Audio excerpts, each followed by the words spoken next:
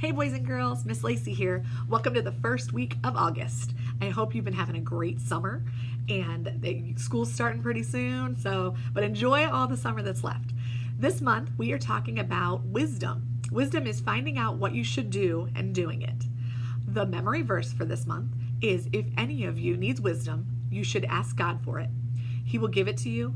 God gives freely to everyone and doesn't find fault. That's from James 1:5. Hope you have a great week. Enjoy today's lesson. Bye-bye.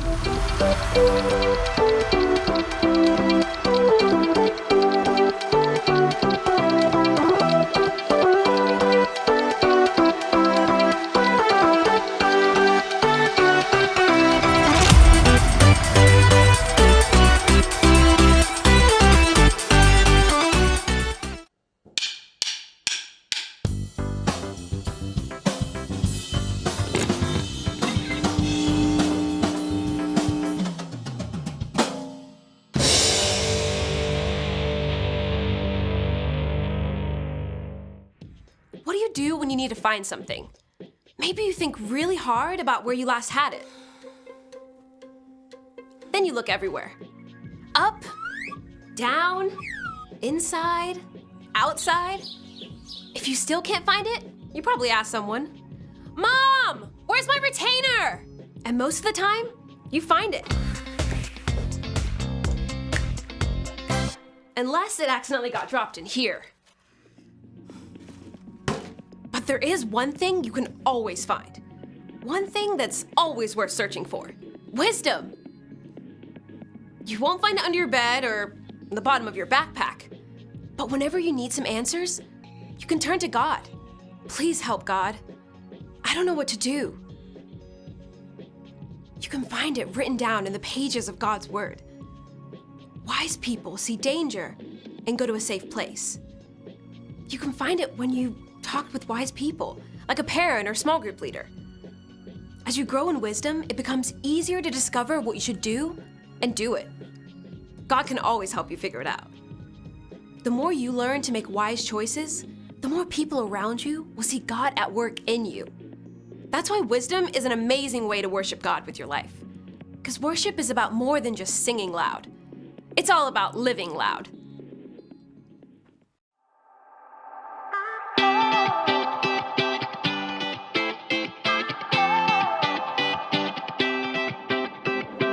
Whenever I need some answers, God, I turn to you. You are my help when I need wisdom. You always see me through.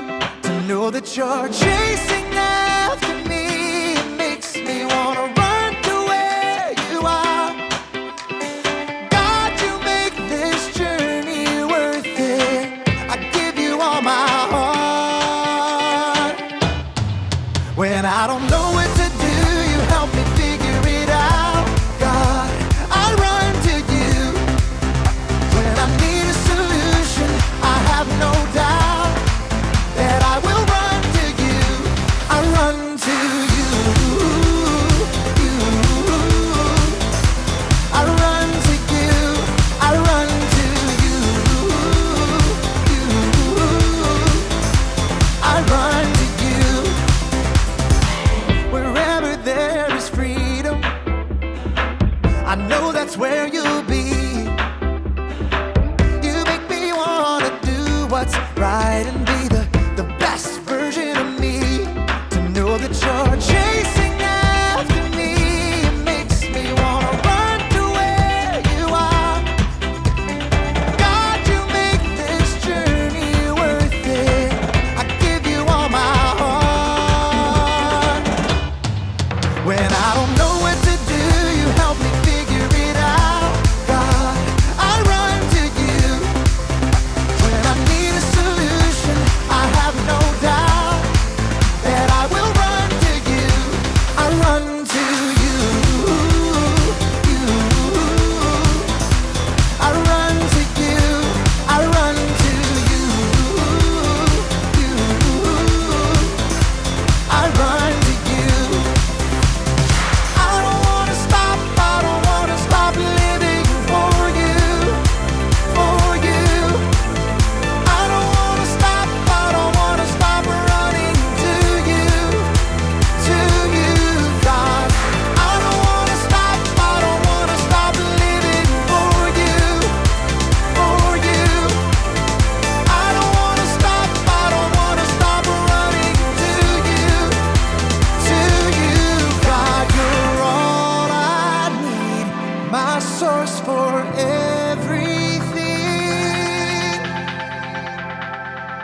I don't know what to do, you help me figure it out.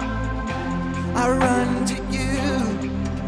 When I need a solution, I have no doubt that I will run to you. When I don't know what to do, you help me figure it out. God, I run to you. When I need a solution, I have no doubt that I will run to you. I run to you. I run to you. I run to you. I run to you.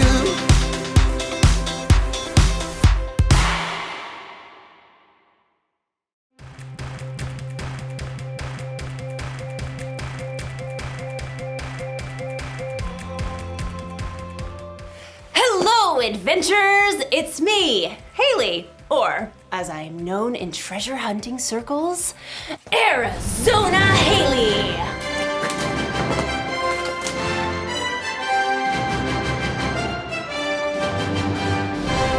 Or just Haley is fine. That's also fine. Today, we're hunting for treasure. Not just any treasure, mind you. The treasure of wisdom. Wisdom is finding out what you should do and doing it. Now, you may be thinking, wisdom doesn't sound like much of a treasure, but treasure can come in all shapes and sizes. Like this piece of pottery. It doesn't look like much, but if you look closer, closest, there. If I had to guess, I'd say this artifact is probably a few thousand years old. Phoenician, probably. These markings suggest that this pot could be of Carthaginian origin. Some archaeologists had to travel a long way to find this fragment.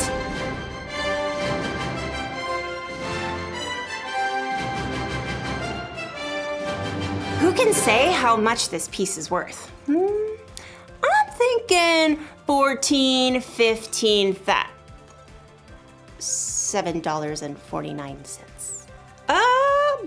It looks like our archaeologist friend didn't have to travel so far after all.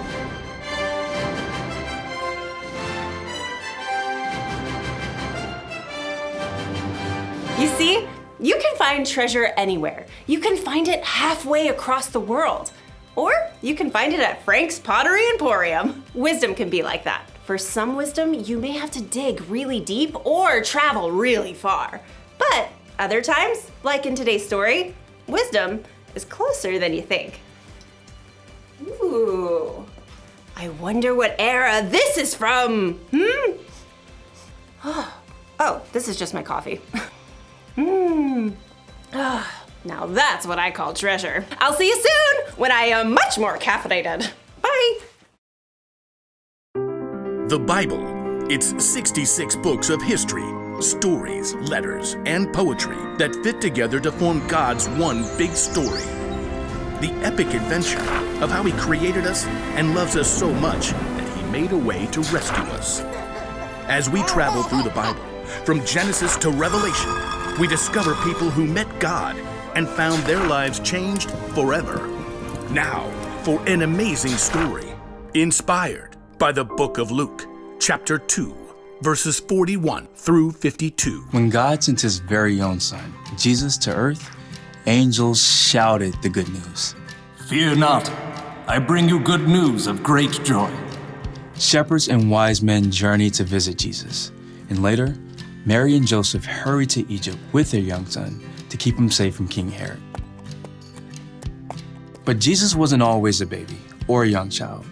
We don't know much about his early years, but he had to learn to walk and talk just like every other child. Mama. He probably learned from Joseph how to hammer nails and smooth pieces of wood for tables and wheels. We do know one very important story from the time Jesus was a boy. One of Jesus' followers, Luke, wrote it down many years later. He begins, every year Jesus' parents went to Jerusalem for the Passover feast. And when Jesus was 12 years old, they went up to the feast as usual. Lentils, water skins, extra sandal straps. Jesus, run and tell your father we're packed and ready to leave. Yes, Mother. The trip from their home in Nazareth to Jerusalem took several days. Friends and family traveled together. Jesus likely spent the day with his cousins and friends, finding his parents at dinner time. I brought sticks for the fire. I'll start this stew. We should reach Jerusalem by noon tomorrow. We don't know what Jesus thought or felt when he saw the city of Jerusalem perched on the rocky hillside ahead. Years later, he would enter the city to the shouts of cheering crowds. But for now, Jesus was just a boy celebrating Passover with his family. You remember where your cousins live, right? We're staying with them again. I can find it. All week, families celebrated with relatives. Together, they enjoyed the Passover feast. You, O Lord our God, have given us festival days for joy in remembrance of the departure from Egypt. Blessed are you, O Lord our God. When the feast was over, Mary and Joseph packed and began their trip home along the crowded roads. At the end of the day, they stopped to set up camp. Jesus, can you start the cooking fire? Jesus? I thought I saw him with... No, that was before we left the city. Mary and Joseph searched through the nearby families, settling down for the evening. Have you seen Jesus? Not since he gave me the last potato pancake yesterday evening.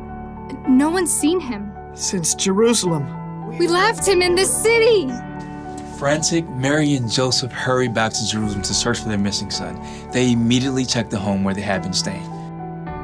Very sorry, but I haven't seen him. Mary and Joseph crisscrossed the entire city. He loved the honey cakes from that bakery. Excuse me, have you seen a 12-year-old boy about this tall? Dark brown robe. Hair kinda sticks out over his ears. Yes, like that. Sorry, haven't seen him. They may have checked the swimming hole or the stables, but Jesus was nowhere to be found. So Mary and Joseph paced the streets at wit's end. He's just never gone off like this. I don't think he's here. We've searched the whole city. Everywhere except... As Mary and Joseph turned the corner, high white walls rose ahead of them. The temple! We'll check the courtyard. Just in case. The courtyard was filled with visitors still in the city for Passover. As they circled the open space, Mary froze. Joseph, there! Just ahead, they saw their son. Jesus was sitting with a group of teachers, listening and asking questions. Teacher, isn't it always right to be kind, even if it means giving money to a beggar on the Sabbath? The teachers nodded in agreement and amazement, but Mary and Joseph rushed forward. Jesus! Son, why have you treated us like this? Grabbing her boy, Mary hugged Jesus so hard she nearly squeezed the air out of him. Your father and I have been worried about you. We've been looking for you everywhere. Why were you looking for me? Didn't you know I had to be in my Father's house? All I know is, no more stunts like this, okay? Jesus returned to Nazareth with his parents, obeying everything they asked of him. As he grew wiser and stronger. He also became more and more pleasing to God and to others.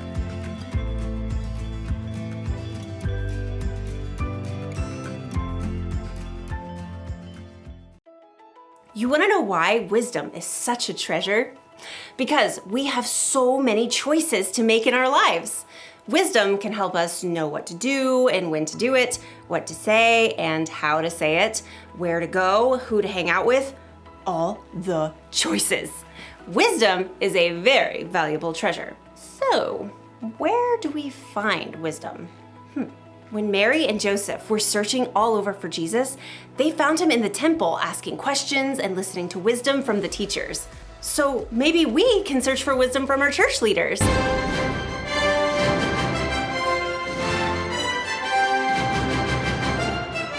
We can tell them how we're feeling and ask them questions when we're not sure of something. Or maybe we can search for wisdom from someone in our family.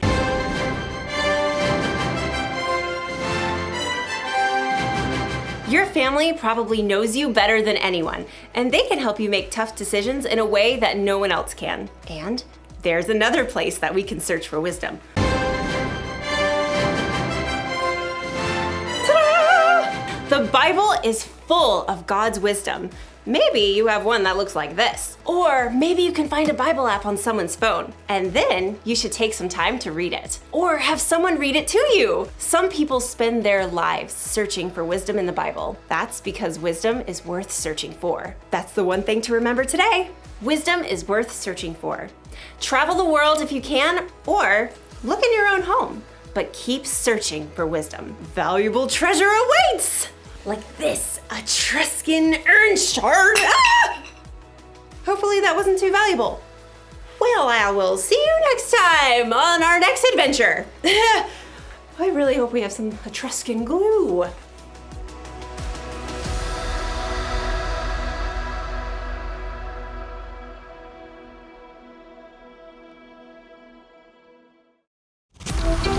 Thank you.